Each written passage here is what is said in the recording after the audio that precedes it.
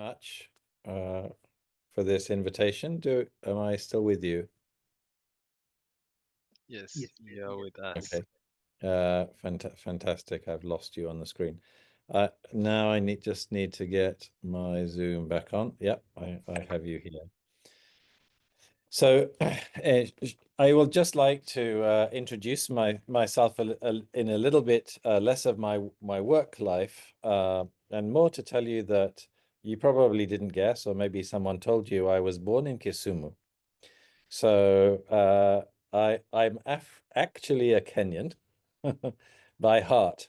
So this is why for me it's a pleasure to be with you today, and why I'm happy to devote myself to helping grow business and make friends and continue to do what I do in Kenya in particular. So uh, let me share with you some slides that I will take you through, and I will just bring them onto the screen now to walk you through for you tonight. Please feel free to step in, and if I speak too fast, then by all means, you'd be very welcome to interrupt me and pause. So I'm going to talk today, first of all, a little bit about my company today, Intent HQ.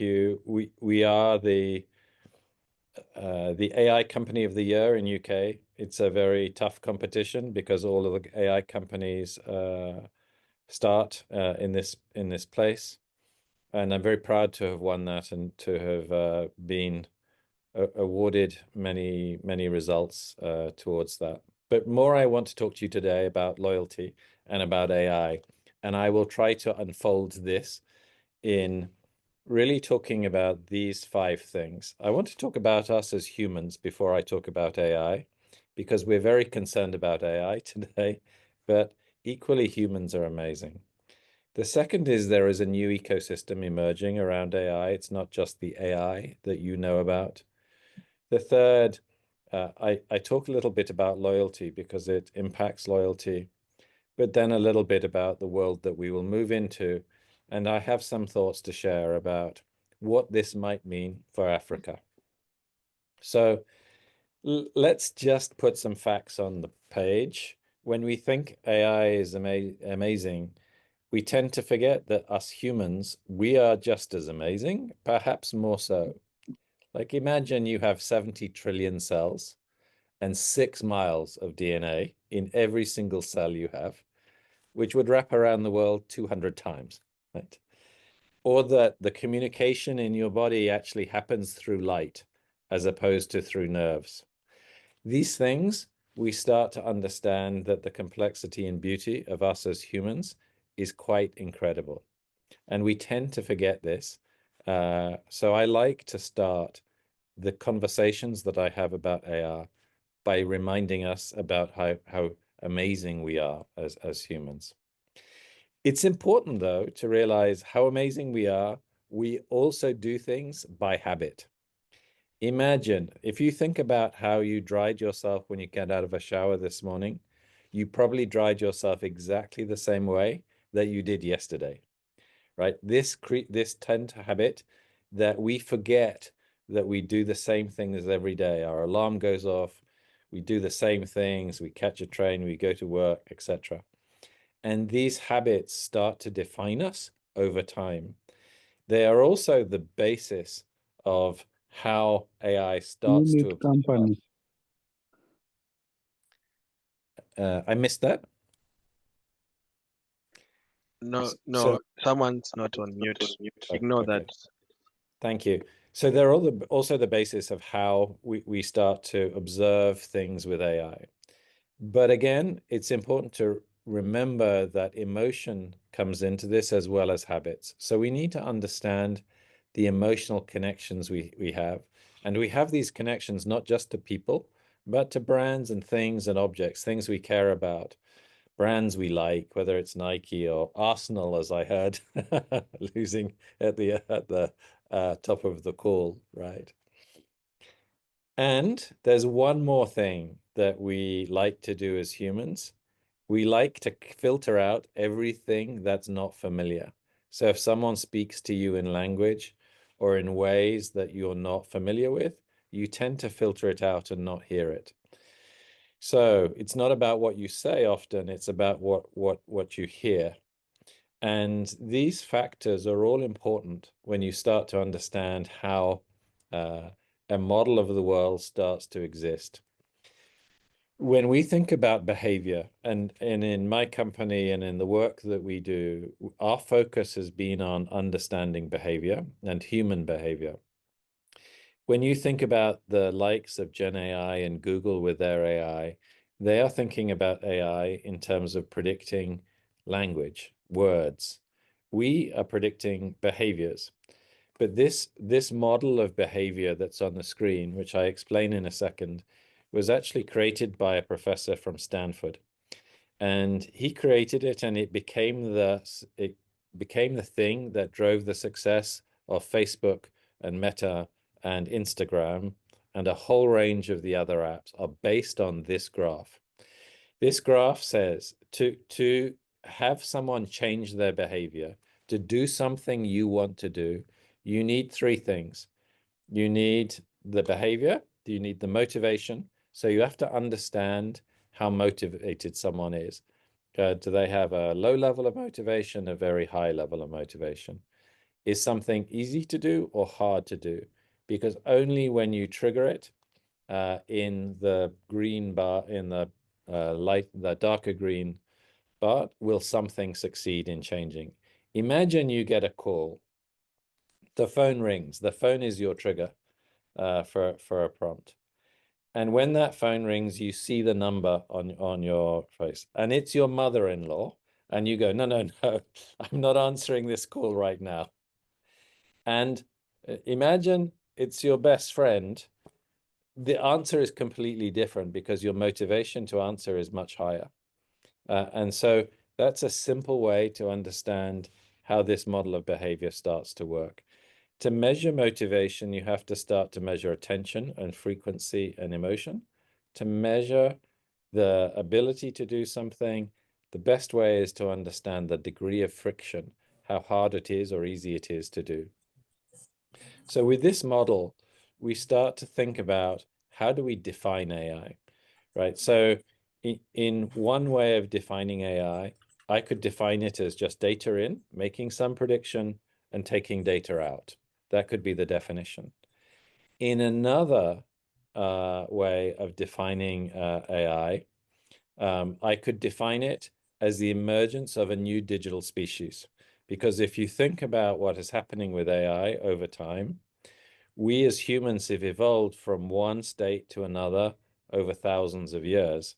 Now we're evolving into a state where we start to have AI as part of our systems, and that could mean that we start to evolve into more of a digital species. You make your own choice about this. But when you think about predictions and AI, one thing to realize is that most of this, despite the research coming from China, is still American.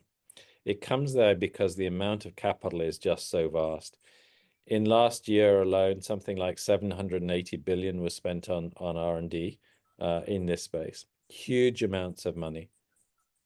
Having said that, some of the most interesting research is coming from China, and you see that with the latest models and things that are happening there. So I want to tell you a little bit about how this happens. So the first basis of AI is observation, right? It's a system that measures what it is that you're doing. And I will explain this a little bit more. So everything that we do today is getting more and more closely observed. This is a fact, whether it's you're driving in the traffic and there are traffic cameras, whether you are on a website and you're navigating that website, whether you're on your app, little micro measurements are taking place every millisecond that are creating scores. And those scores need to be controlled by privacy and ethics. That today is where there's a key focus for most businesses and most organizations to try to make sure that this observation and this scoring comes with privacy. And to do that, there are two ways we believe that you can do that. One is to create like a privacy twin, someone who looks like you but is not you, made up of the behaviors. The second is where you keep the data on the device without the data leaving the device, and then you can make predictions and prescriptions. So this layer in the middle of privacy is extremely important for us to have a stable society. I want to start to ask you this question, right? Take a look at this graph of growth last year between these major companies. If you notice something, you'll notice that ByteDance is growing at 50%. The question is why? Does anyone have an idea why it is that they're growing faster than the rest? Anyone call it out?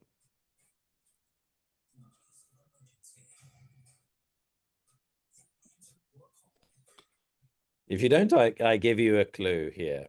So ByteDance, when you watch a video on TikTok, each video is measured 78 signals per video. It happened because when TikTok was created in China, it was impossible by law to create another social network. The other networks like YouTube and Facebook use other data like how many of your friends are engaging with this content. But ByteDance couldn't do that. So they decided to focus on scoring and observing all the little things in a video that change, the color in the top right corner, these different signals, what you watched before, etc. Now, that's the reason, right, that they are growing so fast, because they have managed to understand what the next video is to show you just by measuring 78 signals. This measurement is what's the fundamental basis of AI today. It's quite important to understand that when you start to translate that into more regular businesses and compare it with this new AI, Gen AI, that is coming out, there is a supermarket chain in the US called Kroger. And we did a small experiment, which is to understand and to look at how Kroger, who offer a service, a loyalty service to many other companies, how they could this new AI outperform all the work that they have done for the last 30 years? And the short answer was yes, they could. So what we did is we uploaded just a set of receipts that we got from Kroger, and we saw if our predictions were better than Kroger's. And they were. Why? Because Kroger only understands what it sees in the store, whereas Gen AI understands more about the rest of the world outside of the store. So if you're buying things in other places, then that's known by the AI that you're buying things in other places or you care about other things, that individual store has changed. Why is this so important? It's important because it means that the way businesses is run today is shifting in a very, very significant way, and in a way that seems subtle at first, but will soon become very large. So part of the question is, what if all the things that you could know about a customer and the prospects you had that you don't know today, but without annoying them, right? Because most of the time today, we decide the best thing is to just send them more messages, right? But most of us don't want more messages from everyone. We want to know just the thing we want to know right then. So this is the basis of starting to be able to use this data to understand. What I tried to do here is show you a new ecosystem that is emerging. Somewhere on this screen here, you see that there's a little man. This man, or lady as the case may be, is asking a question of their own data infrastructure. But what we would like to do is to enable the same person to just ask maybe another company Let's say I'm a telco, and over here I have I don't know, someone like Netflix, and I want to ask some data for some Netflix. I should be able to do that, and I should in turn be able to ask insight from every mobile phone without compromising any privacy of any individual or any company. This is a new system that will happen over the next 5 to 10 years. Why? Why will this happen? If you look at revolution in history, all the way back to the agricultural revolution, when it was cheaper, uh, where we made our own food, grew our own food, and then it was cheaper to buy it in a store. Or when servers moved from we all owned our own server to now having all of our servers on Amazon or Microsoft or Google. And why does that happen? That happens because the economics change. Today, every company is employing data scientists and analysts to understand their data. And that data is growing and growing and growing. But that means that every company is spending the same money over and over and over again, just like every company made their own servers. So that change is a change that is bound to happen. And this kind of an ecosystem will start to emerge. So the question is, what's stopping us from getting this data? Well, it's legislation and privacy. But over the next 5, 10 years, probably 5 years at maximum, a number of things are happening that will mean this problem is fully solved. So we are already in 2025 deploying quantum resistant encryption to make sure that we can encrypt all of the data. By next year, we'll have zero knowledge proofs for sharing this data, and so on. I won't spend too long on this, but this is really where you start to see it. So when we ask a question, how will we buy in this new way? It'll be based on one of two things. Either experiences, like I want to go somewhere to enjoy the experience because it's physical. I want to go and visit a park. I want to visit wherever. I want to go to a coffee shop to be with other people, to be in the atmosphere. Or it will be through AI assistants. And if you think about these AI assistants, think about what's happening. The control point for what's happening is actually voice. Today, the control point is not voice, it's typing and what you search for in Google and other places. But soon, voice is becoming more and more important. It means the companies that have the voice control have the most important access points for all of AI. So if you think about how this works, imagine that you have an assistant. You get a WhatsApp, just like I did from my wife, who said, what do you think about me coming to Madrid with you next week? And then my device in it has a model of me. It understands me because in my device is some edge AI. It knows I prefer this airline. It knows the hotels must be these types of hotels, these types of day, these times of day, etc., are things that both of us would like. But then some other model needs to make a choice. Like of all of the different choices that I could have, needs to assemble those choices, orchestrate them, coordinate those other agents. And then finally, an AI agent will actually take the action for me and do these things. So you will see this chain of action starting to emerge over the next 2 or 3 years, where these assistants start to be embedded in the apps you use every day, like WhatsApp and so forth. They will start to refer to a model of you on your device. Other agents will take these actions. To bring it more alive to you, think about a meeting that you were in today. And in this meeting, I'm talking now about some kind of a marketing conversation. And you see there's a lawyer in the room, a data engineer, a marketing strategist, a campaign manager, a researcher, all people, right? Right now in 2025, these are all turning into agents, AI agents, an AI agent that's a campaign manager, an AI agent that's a data engineer, and an AI agent that's a marketing strategist, not a person, but doing the job of that person. And they will refer to a model garden, right? So a collection of AI models and they will all talk to each other to go, okay, I'm the campaign manager. What do you have for me, marketing strategist? What is a data engineer providing? And so forth.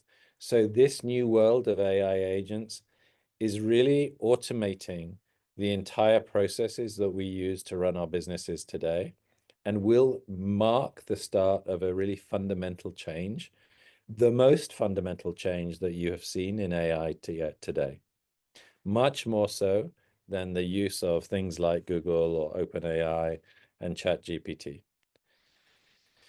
So what's stopping you from doing these? Every company nowadays has built processes within these companies. So maybe we collect customer actions data, then we make predictions, then we get some kind of finance approval, et cetera, et cetera.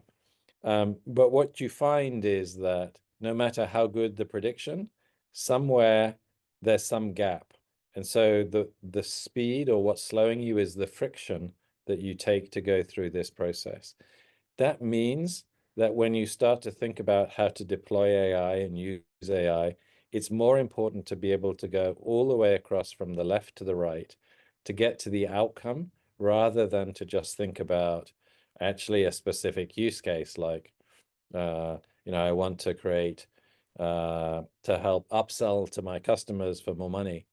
And instead think about how do you make sure the data is collected? How do you get finance approval? How do you get actually the message into the customer's hands, and make sure that that can go all the way through?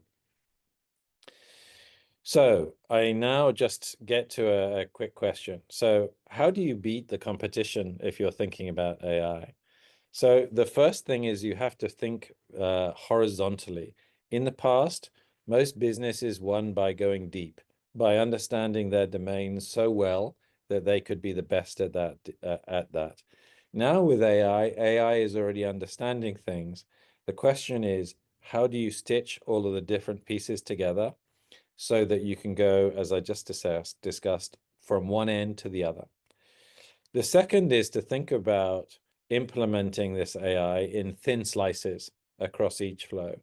If, for example, you were to say, I were to, God forbid, chop the leg through a slice through the leg of an elephant, you wouldn't know it was an elephant because it was just a slice through the leg. But if you go all the way end to end, that slice, you can see the outline of the elephant. You would know that it was an elephant, even though you just took a little bit of it all the way through. So it's saying when you implement this, you need to think about end to end, take a very small amount, and do that the whole way.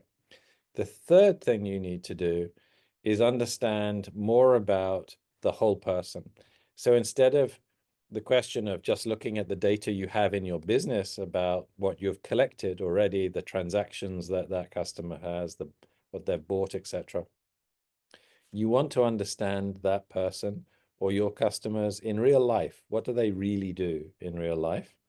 You want to start experimenting today with AI and agents, and you need to reduce your cost to serve. These things are all really, really important. I wanted to take the time, I did a bit of thinking about what about Africa? I've been talking broadly about what's happening in the world in this AI space. But I want to talk about both the challenges and the opportunity that Africa has. And this actually came, I gave this talk to some students at Strathmore University, Strathmore, I beg your pardon. And one of the questions was, is this going to take away jobs from our call centers? And so it left me with some questions. And I was thinking about these questions. I came to these answers. So if I think about the challenges that Africa has, it has significant barriers. There's no question, right, in leading this agent-based AI. The first is its limited funding, right? Most of the infrastructure funding compared with China or the US is just very small by comparison. Secondly, there is a brain drain of top talent that's moving to higher paying markets. Most countries have very strong data sovereignty and access issues to training sets, which means it's hard to build those training sets. And within the countries themselves, like Kenya, you will see strong digital divides between people who have more money and people who have less money. And then you have foreign companies who may often be looking to extract value rather than building in local capacity. So those are the challenges that are there. Having said that, if you look at the positive side, it's actually pretty interesting because Africa has fewer legacy systems. It means it should be able to adopt the technology faster and be able to spread it faster. That's the first thing. The second is it has a set of really unique problem spaces that AI is very good at solving. So distributed infrastructure is a really key issue in Africa more generally and in Kenya in particular. And AI is very good at solving those kinds of issues. And that diversity of different types of data means that, and challenges means that you could develop AI that is more adaptable and more robust than systems that are in more developed markets. The second or the third thing is that the economic multipliers around this, job creation, etc., could be really significant, and there could be really enhanced productivities through these service gaps. So all put together, African businesses that deploy these could achieve a 3 to 5 times greater return than companies in the West.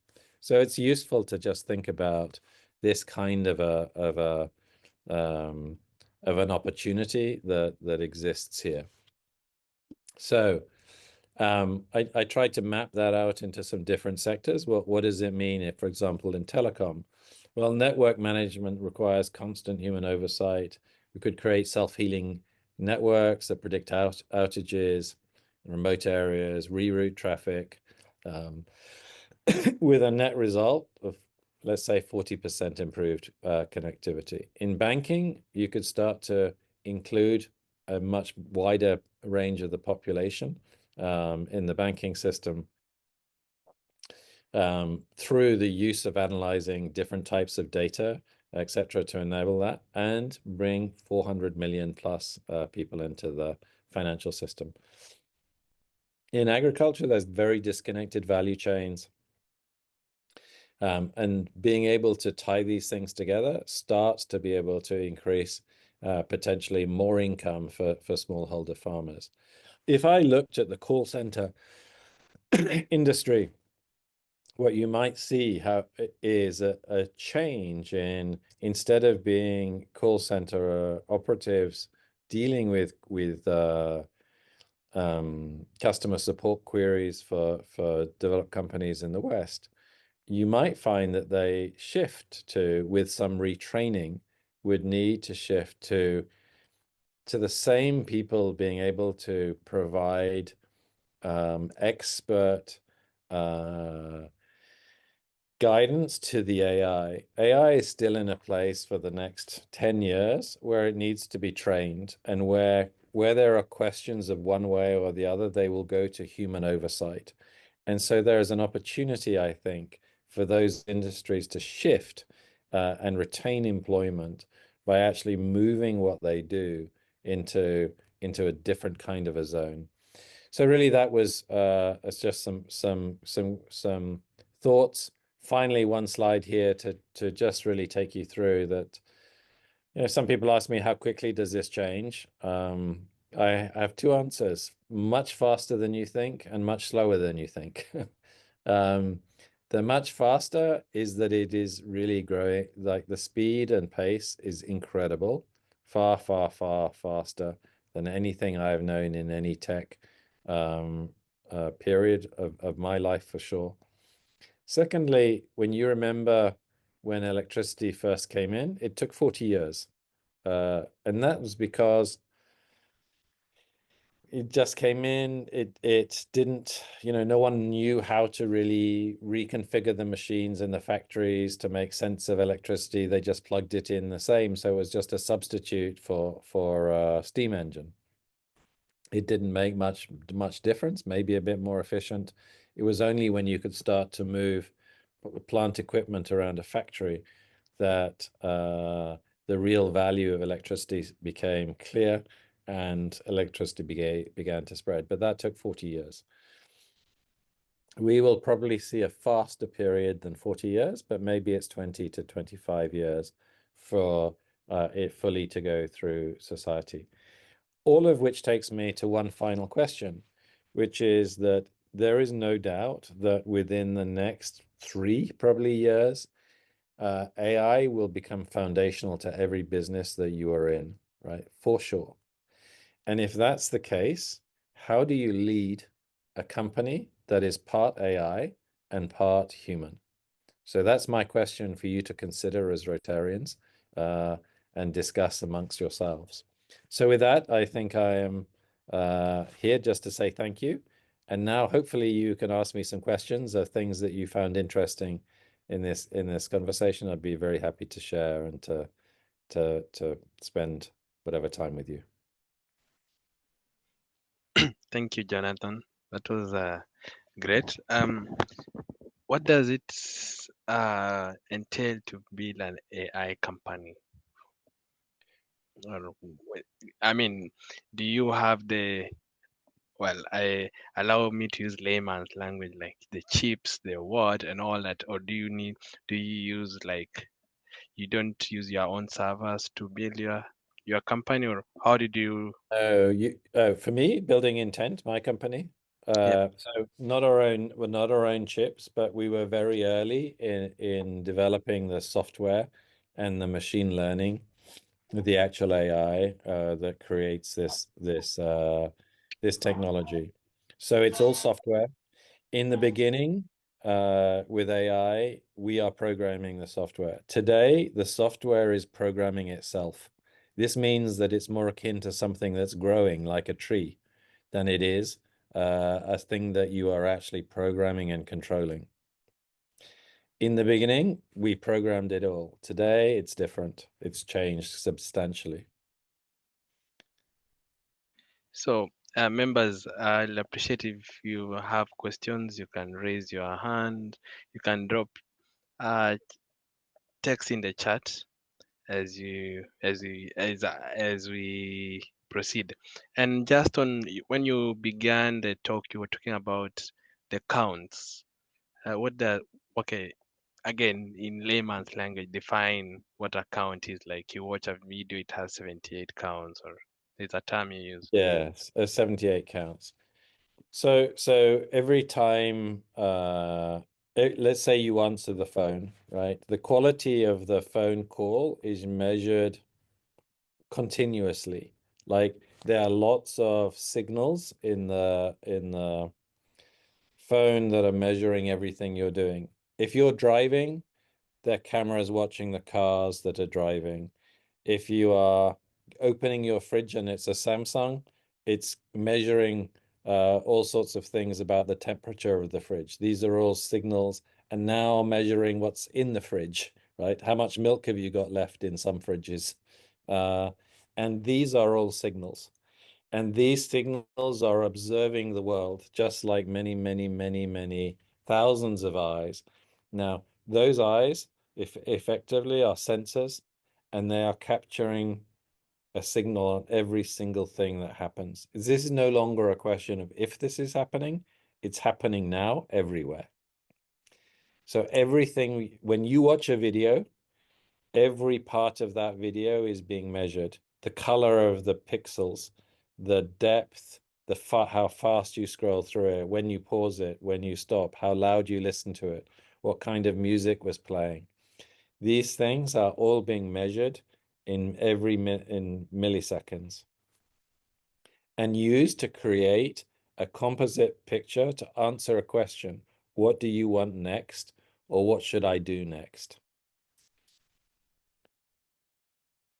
Thank you. As I think Mary, your hand is up, right? If I'm not wrong. As we wait for more question, how does your company, for example, and small businesses, how can do you collaborate, or how do you Sure. plan to? Right now, we collaborate mostly with very large businesses. For example, Verizon in the States, one of the largest companies in the States, is a customer of ours. We make predictions on their customers. There are 100 million customers they have. And to do that, we're making predictions on petabytes of data. That's more data than most people would see in many lifetimes, every single day.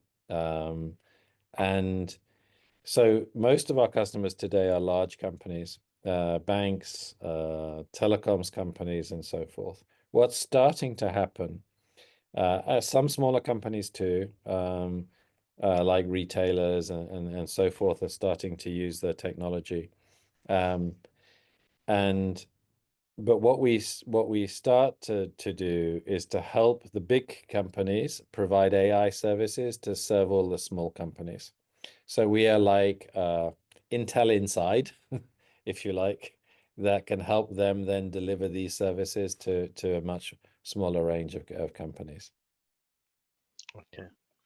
We have a question from Eva in the chat saying, if all companies are using AI, how do they compete in the market share there? Thank you for the question. Actually, what you find is that it's a question of how well you use the AI, and how much friction you can manage to eradicate in the way that you run and operate your companies today. So the main thing that slows down the use of the value that's created by AI is the amount of effort it takes to actually make it work through your processes. Let's say you have a finance team that says you can only do something if these conditions are met. And then you stop, the AI is making some predictions, but then it has to stop and wait 4 weeks to the finance team to come to a decision. It's no good to no one, right? Because it's a waste of time and money to even make the prediction.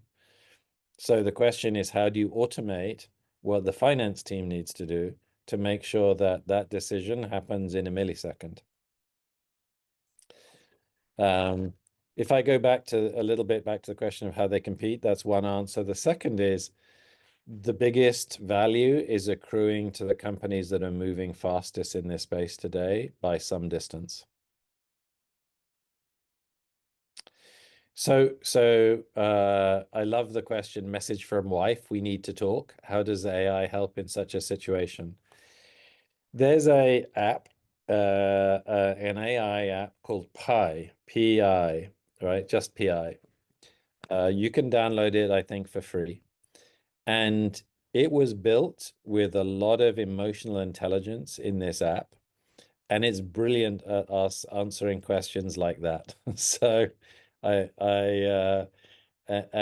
you can it will tell you exactly how you should respond to your wife, how help you understand what she's really trying to tell you, which you're not listening to, and all the rest of those things. Okay, so next question. What's the name of the app? Pi. Pi, like Just I, Pi. the one, Pi, Just Pi, no P-I-E. E. Just no E. Just Pi. Okay, all Yeah. right. As you read the questions in chat, Kennedy has his hand up. Okay. Hi, Kennedy. Hi, Jonathan. Thank you so much for the insights. My question actually leans towards what Eva has asked. But now, just to give it a bit of context. So let's start with now.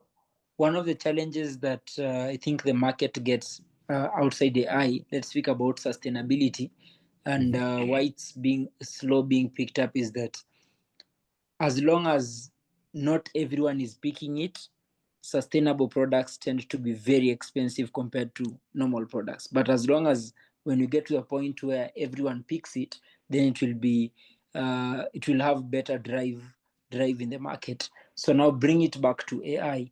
So when you speak about AI and there's all this data, as you talked about, your company handles all this big data for different companies and tries to analyze them. So when we transition to a place where you're talking about now people sharing that data, companies looking at that data together, what will be the motivation for companies to share that data, knowing that Price. it risks, Yeah. it So, risks their yeah, competitive advantage. yeah, two things. Within that, most companies won't share the insight that they think is most competitive to them. I.e., let's say I'm a telco, and the thing that I'm worried about is other telcos, and so I won't share data with those other telcos, or I won't share the types of data they will use. But if I'm a media company or a bank, then I'm not competitive to the telco. And immediately, what can I do with that data? I can make money from it. Yeah. And so it becomes a source of revenue for me.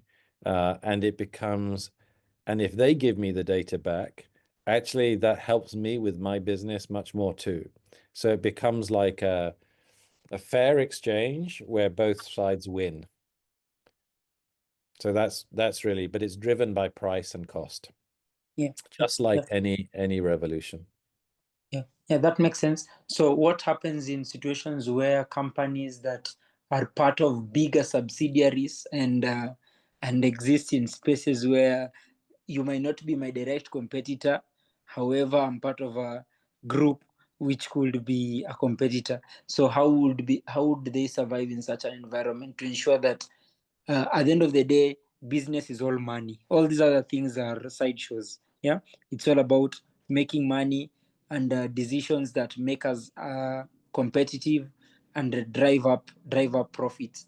So at that point, how will these companies continue to ensure that that they are competitive within that space? Because what AI will do is give them insights that make them better, more productive, understand their customers well, but that information is also available to their competitors. Let me answer this question in two ways. I will answer it with an example. When Amazon first launched and set its services, not many companies used Amazon to start with. But those that used it found they could provide their services much cheaper. And then the companies that were more conservative, didn't want to share the data like the wider group you discussed, started to question, these guys are making a much lower offers in the market. We're really starting to not be competitive anymore. Then Google launches their cloud, then Microsoft launches their cloud. And suddenly everyone is running their data on these wider clouds. And the cost of doing so is much, much cheaper. And then they're going, how do I remain competitive? I have to join the herd. And that's how these transitions happen. So that's part one of the answer, I think, from the way I think about it. The second part of the answer is it really depends on how you use it. So like the way AI, if you look at, just the Gen AI that you will see today from ChatGPT or similar, the recent studies that have been done on this show that over the last year, since this has come out, almost all the benefit of that has been taken by the employee, not by the company. What did they do? They used it to do their jobs faster, smarter, and left home early. Left work to go home early. And so the companies weren't really benefiting. The key question is you have to really direct this AI into how does it drive your performance outcomes as a business. And when you do that, you see massive, massive changes in value. Like we have one company that's like sees a 24 times increase in the amount of engagement it has. It sees 27% more deposits. Like these numbers are fantastic. But that happens when you really direct the AI into the right place. Yeah, well put. Thank you. Welcome. Jonathan, you can pick some questions in the chat. Okay. Quite a number. So IoT, understand IoT devices use Yeah, so the AI ethics and privacy issues. This is, we are, as a company, we have now spent $100 million developing our AI. This investment, much of it was to do with privacy, right? Because we as a company were born in the EU, where there's the strongest privacy laws in the world, and the truth is that the privacy regulation is not great, right? So it's all based on consent. Some of this consent doesn't really work, i.e. it's a false consent. You click it just because it's annoying instead of because you really want it.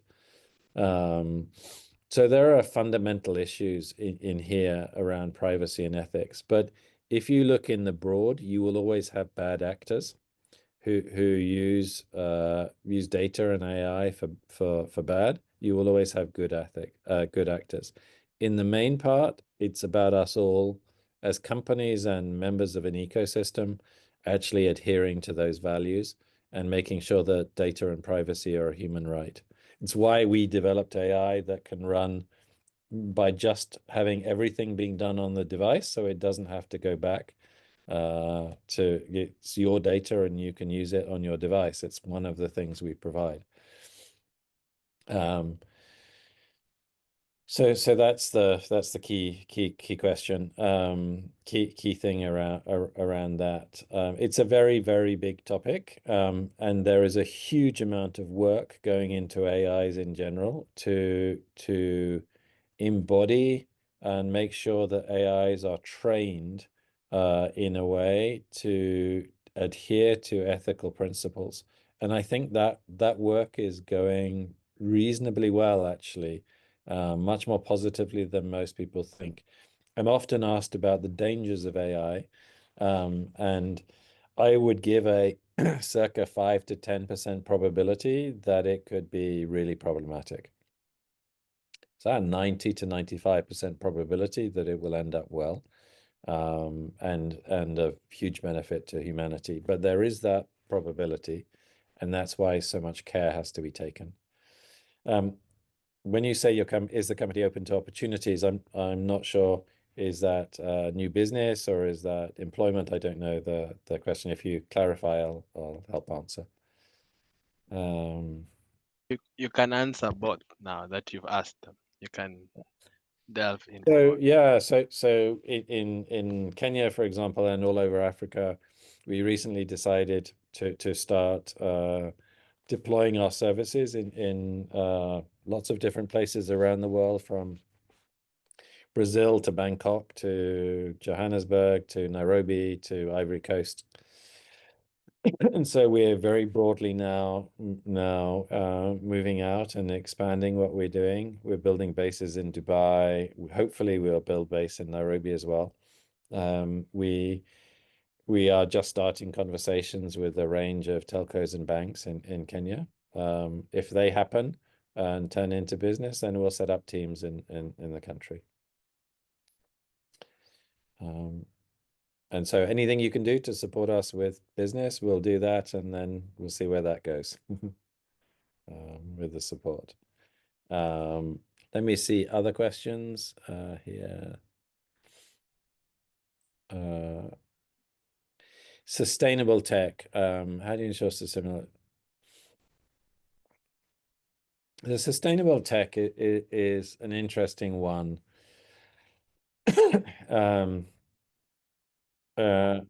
It's our investors or our principal investors are some of the world's largest investors in sustainability.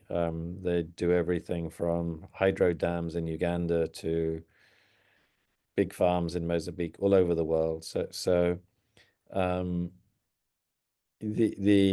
But with tech, it's interesting because I'm not sure how to answer it, and I think I'm not sure how to answer it because I think the pace of the technology is changing so fast that what is relevant today is obsolete tomorrow.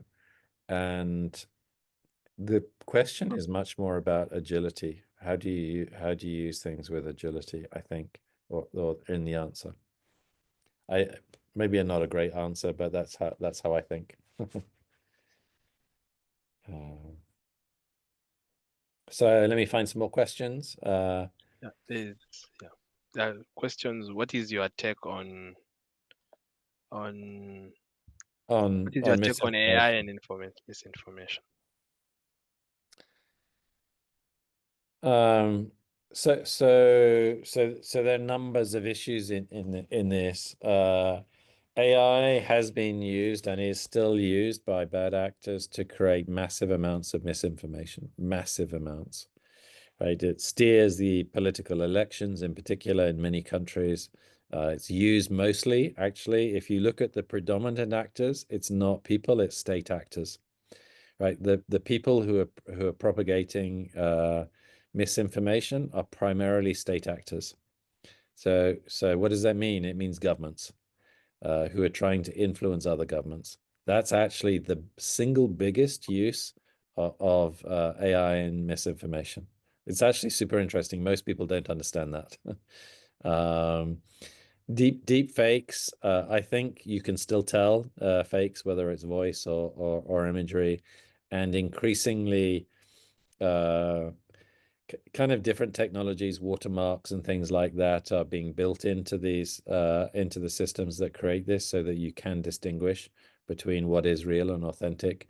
I think in reality, we will start as humanity to put more emphasis on things that are authentic than things that are fake, and that will lead to real value. So focusing on things that are real and authentic will actually give you more value than focusing on fakes. That's my view. The most of the model, actually, it's not training data from the US and the West. They're mostly there is a most of the bias in AI is actually very handleable. It's and the issues of fairness and bias are kind of well understood and I think well managed. Probably the biggest problem in that equation is that Africa in particular lacks sufficient data. One of the things I'm thinking about is a Data for Africa initiative, some kind of a social good initiative where we provide some of our technology for companies to use, but is of value to society. I don't know where they will go, but I have some discussions with the business schools and some institutions around that. Because I think the big problem is there isn't sufficient data to help with that. But we already have clients in Nigeria as an example, and we find there that we have to train on the data in the country. And so we adapt our systems to train on that data, or that will happen everywhere. So I think you can put that one to bed, to rest. I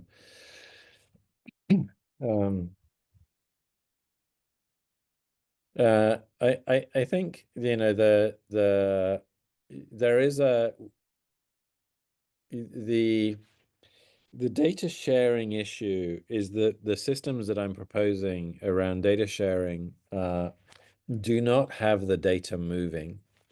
It's actually quite important to understand that. So what's moving is the insight. So in the solutions we think about and the world that we envisage, the data remains either on people's devices or in people's own data centers or clouds. But what you do is you extract that data and you turn that data into ones and zeros that no one can interpret unless you have a key to interpret it. And those ones and zeros are the things that actually move and are shared between companies and then interpreted. So there are ways to handle most of those issues. Most of the geopolitical things are actually solved at a little bit of a basic level by the data sovereignty, and already we see lots of requests for data sovereignty, data not leaving countries, and so forth, because it's perceived to be a kind of vital national asset. Energy use, okay.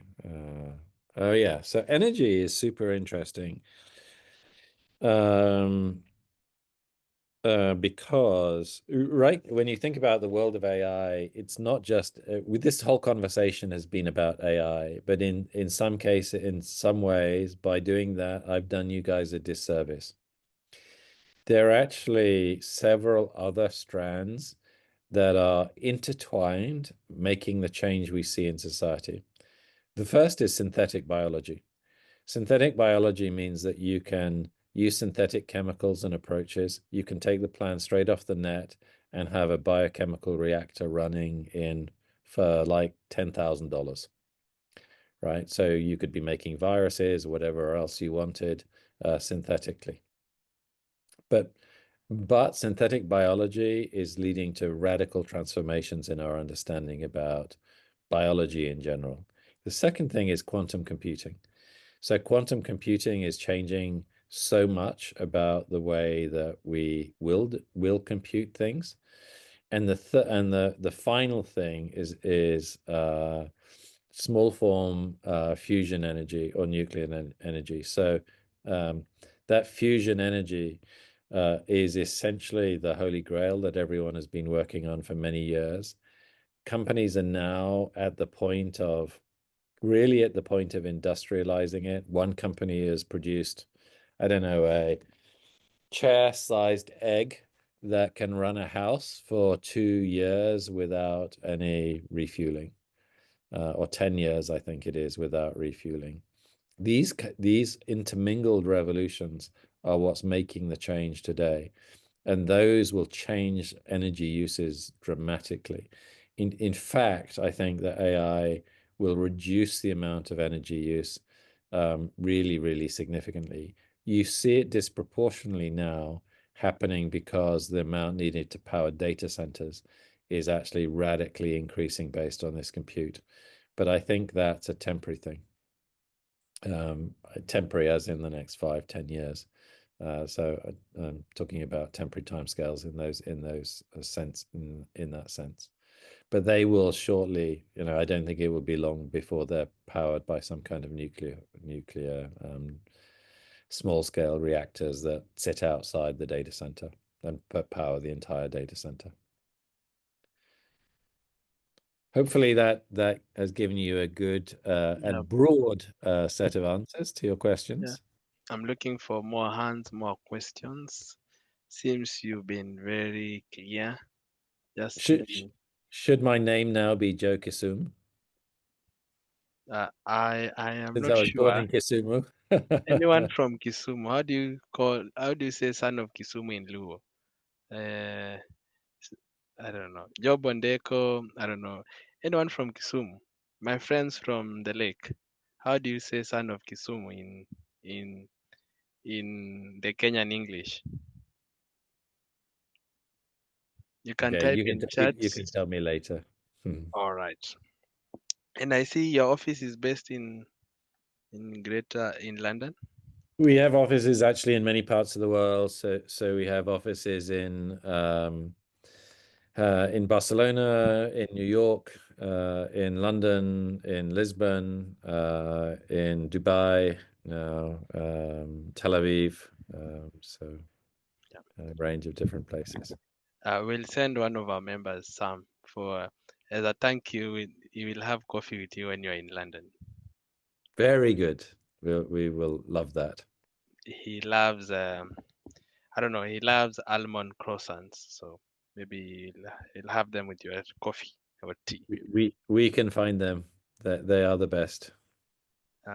Sam, are you taking? Will you represent us and give our vote of thanks in person? Maybe you can unmute and. Yes, I will, Mr. President. Pardon? You spoke half muted, half speaking. Yes, I will represent the club and your gift. Mm-hmm. All right. I think that's it. It's been such a wonderful evening. AI is with us. I think as humans, we either have a choice to make it work for us. And I'm surprised that the misusers of AI is the government, in terms of spreading propaganda and everything. I wish they could use it for development, for civic education, and all that. Yeah. All right. I will. I'll invite one of our members just for the post. Ben, are you still with us? Now that you are our tech guy, among our tech people in the club, maybe take us through the essay session and let's see how the members feel about the talk. Ben?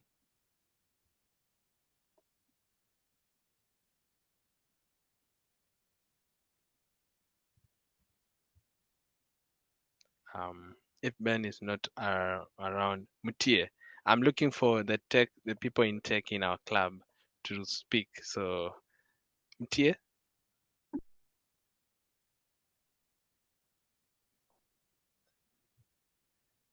are you able to speak?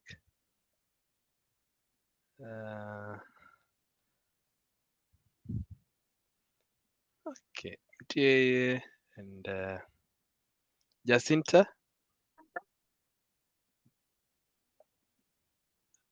I'm looking for our members in the tech space to speak. It seems like you guys are more on the typing and thinking rather than the talking. All right, let me try. Ben, Ben is on call. Jacinta can speak. Anyone in tech? Going once? I Okay. can represent. Yes, Ken. Please do. Yes, thank you, Mr. President. I would like to thank our guests today. I think your presentation has been very insightful, especially because people still don't realize how much AI is moving in the current space. And we are privileged to have had the insights that you have from the company that you lead. And we are thankful. And I hope as a club, we'll be able to, as club members, we'll be able to embrace AI in as much as our president was saying, AI will take our jobs. We hope not. And we hope in the coming near future, we'll be able to leverage on AI in our work. And for some of us who have businesses as well, we leverage on AI for higher productivity. Thank you for taking the time to be with us today. I'm not sure if it's very late where you are, but we are privileged to have you today. On behalf of Rotary Jabali and the Jabali family, thank you very much. Back to you, Mr. President. Thank you, all of you in the group. I appreciate it and enjoyed having the time with you. So I encourage you to do one thing: experiment as much as you possibly can with the AIs that you can get your hands on. The more you learn, the better you will be. The faster you will grow. Thank you, Jonathan. Maybe you can hang around for 2 more minutes.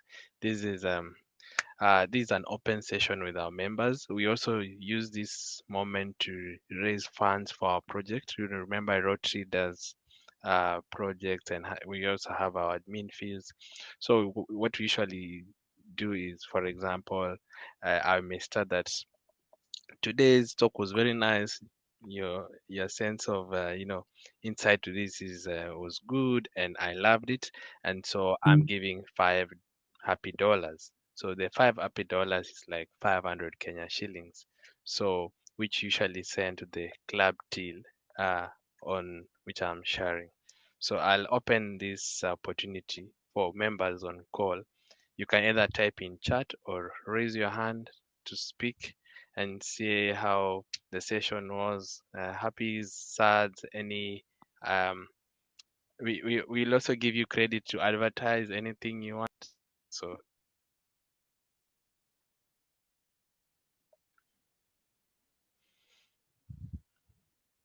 you can type in the chat and you can raise. Let's have people speaking. I know Tech and Gaia, your hand is up. Thank you so much, Mr. President. I think I'll do 10 happy dollars. I think, not I think, I know I have really learned a lot from this session. I was thinking I did from an FMCG industry and what that means and what those changes mean. And I think there's a saying that tech will not, AI will not take our jobs, but someone who uses AI definitely will take your job. So Exactly. looking forward to experimenting a lot. Thank you so much. Thanks, Gaia. Let those happies come sads. In the chat, we have like 2 minutes before we let our guest go. Jonathan, where are you now? Are you in anywhere in your offices? I'm actually in Dubai today, so it's like 10:15 here. And in the AM or PM? PM, yeah. Okay. Maybe it's bedtime. Just give us Bedtime. 2 more. Yeah. Bedtime, and I fly to Lisbon tomorrow. Any happies in chat? Raise your hand. We don't want Jonathan missing a flight tomorrow.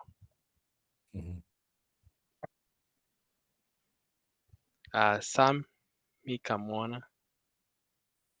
Okay, from my end, I'm happy. I think I'll give 5 happies for that. It was a really engaging conversation, especially for us, the creatives. So it was more enlightening conversations here.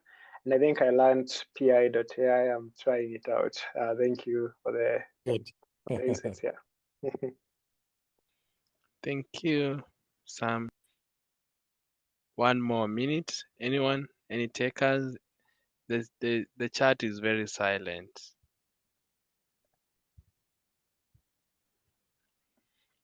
Or John's words were too deep. We're still processing. We're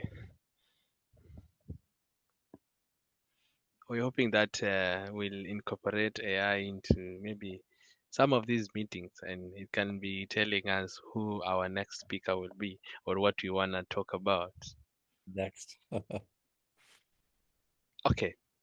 For the sake of time, I thank you very much, Jonathan. Also, 5 happies for me, for everyone who has stand up, for the great questions, the great insights, and growing a multi-million businesses, Jonathan, is not a joke. We salute you and we envy you. Hope we'll invite you next time to see and you tell us how to do it. Yeah. Thank you very much. And I think okay, we have 3 happy dollars in chat from Kennedy for the session. Thank you, Jonathan. You can leave at your own pleasure, and see you next time. Thank you and goodbye. Bye-bye.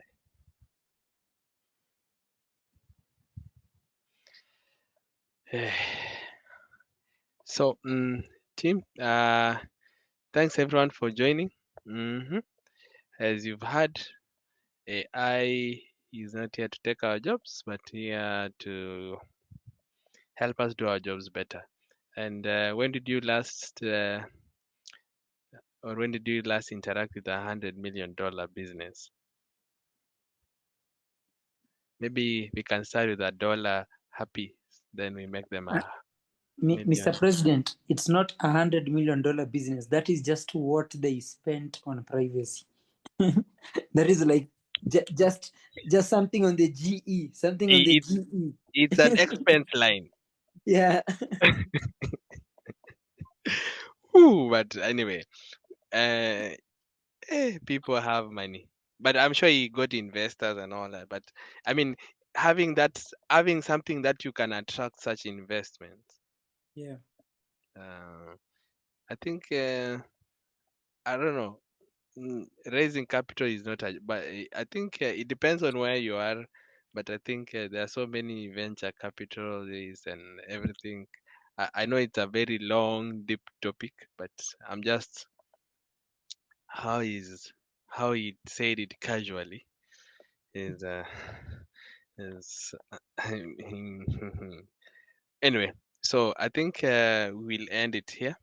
Any clubs represented, please?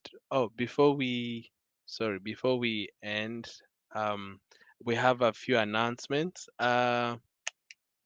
This coming month of May, we Jabali is fun.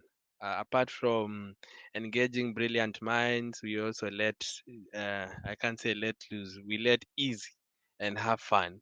And on the 24th to 25th of May, we have a trip to Sagana, the Rapids Camp Adventure. It's 2 nights, 1 day. Sorry, 2 days, 1 night. The details are on the poster. Please contact any board member or our our form, Manu. You can see the contact details are there. Hoping to see you all. And in Uhuru's word, ndapeana panga mchana ikiwaka. On the 2nd of August, we'll be having our 4th installation. President Eva and her board. It will be a fantastic. The theme is African. This is the best time to machi even hata kama imebaki kidogo, you can just shona ifike kwa shati. So on the 2nd of August tuko na form ingine, so you are all welcome. More details will be shared soon. Any questions? Any announcements? Any questions, announcements? All right. Any clubs represented here? Please type the name of your club in the chat. I'll give you 30 seconds and then we can do a final toast. And then for those who are going to bed, sleep well. For those who are gonna watch football, may you enjoy it. And for those who are going back to work, some at all, tunajua kitu ilikuleta Nairobi. Oh, see Nairobi, yeah, where you are. Anyway, any other clubs? Seems we were the great club around. So for the final toast, in recognition of our friends who have joined us, our great guests, and the great Rotary Club of Jabali, I give you to Rotary and Rotary World Over.